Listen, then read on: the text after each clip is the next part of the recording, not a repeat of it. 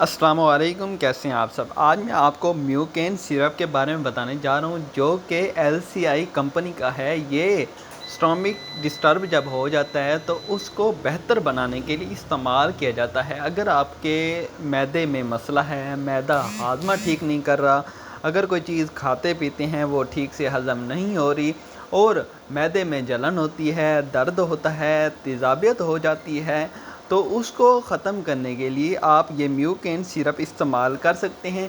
इसे इस्तेमाल करने का तरीका क्या है? इसे इस्तेमाल करने का तरीका ये है कि आपने खाना खाने से पहले दिन में 3 मरतबा 2 चम्मच पी लेने हैं और इससे आपका जो हाज़मा है वो भी ठीक हो जाएगा और जो जलन होती है, हार्ट बर्न होती है या दर्द होता है वो भी ख़त्म हो जाएगा। बहुत ही अच्छा सिरप है और बहुत ही ज़बरदस्त रिज़ल्ट है। इसकी प्राइस की बात करें तो ये आपको 196 रुपये में मार्केट से ईज़िली मिल जाएगा।